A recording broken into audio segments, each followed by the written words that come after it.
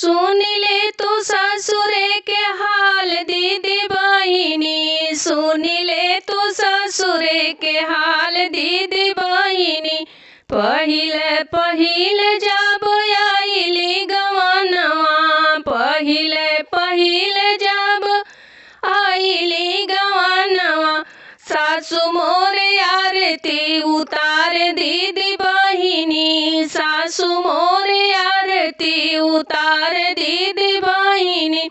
सुन ले तू ससुरे के हाल दीदी बहिनी, सुन ले तू ससुरे के हाल दीदी बहिनी।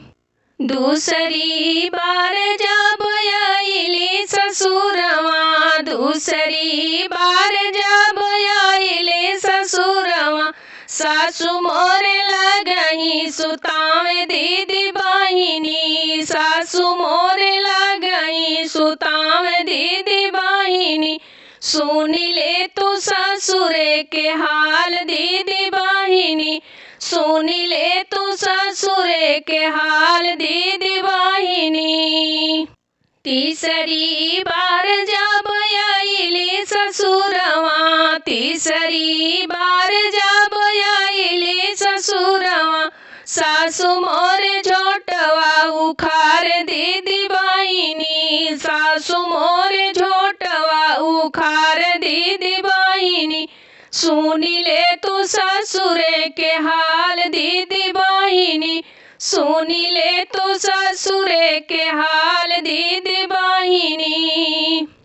चौथी बार जब आइली ससुरवा, चौथी बार जब आइली ससुरवा, पिया हमके घर में से निकाल दीदी बहिनी, पिया हमके घर में से निकाल दीदी बहिनी।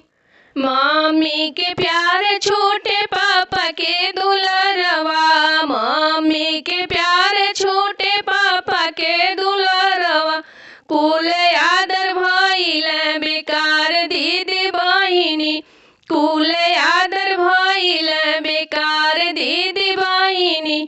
सुन ले तू ससुरे के हाल दीदी बहिनी, सुन ले तू ससुरे के हाल दीदी बहिनी।